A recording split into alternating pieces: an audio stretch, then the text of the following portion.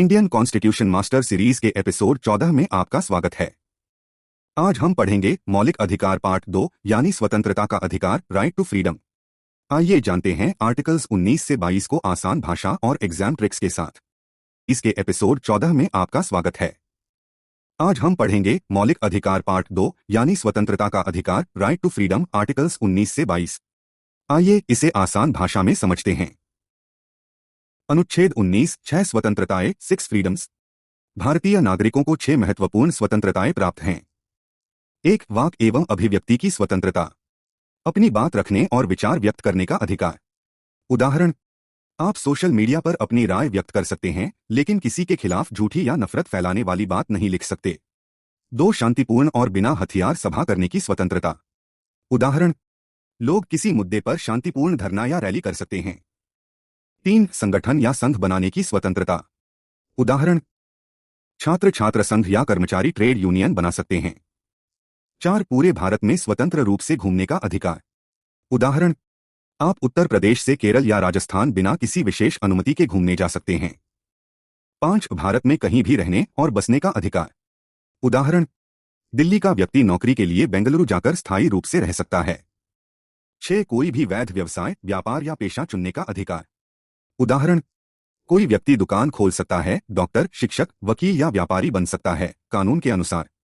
अनुच्छेद 20, अपराधों के संबंध में संरक्षण। यह अनुच्छेद आरोपी व्यक्ति को 3 महत्वपूर्ण सुरक्षा देता है। 1. एक्स पोस्ट फैक्टो लॉ, बाद में बने कानून के आधार पर पहले किए गए कार्य के लिए सजा नहीं दी जा सकती। उदाहरण, यदि 2027 में कोई नया कानून बना तो 2026 के कार्य पर उसे लागू नहीं किया जाएगा। 2. डबल जेओपार्डी, एक ही अपराध के लिए एक व्यक्ति को 2 बार सजा नहीं दी जा सकती। उदाहरण, यदि किसी अपराध में अदालत सजा दे चुकी है तो उसी अपराध के लिए दोबारा मुकदमा नहीं चलेगा। 3. सेल्फ इंक्रिमिनेशन, किसी आरोपी को अपने ही खिलाफ गवाही देने के लिए मजबूर नहीं किया जा सकता।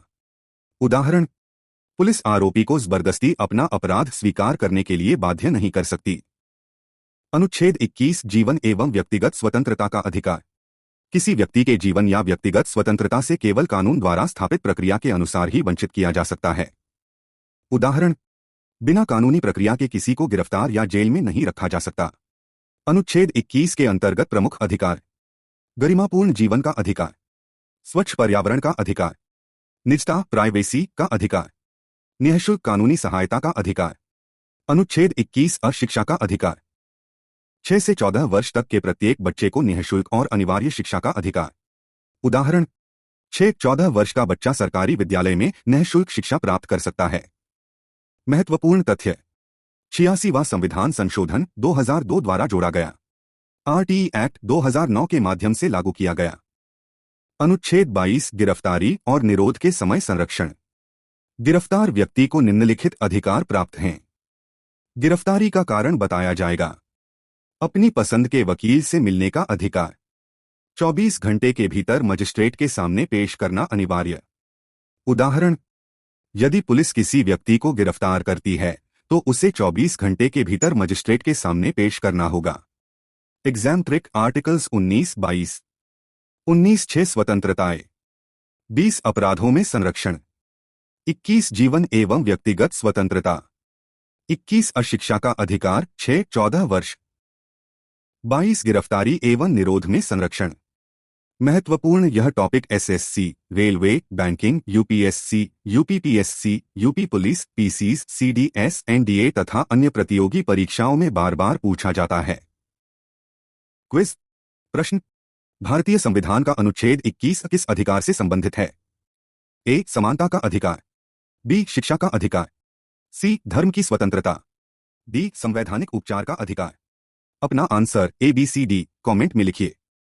अगले एपिसोड में हम पढ़ेंगे अनुच्छेद 23-24, शोषण के विरुद्ध अधिकार, आसान भाषा, उदाहरण और एग्जाम ट्रिक के साथ।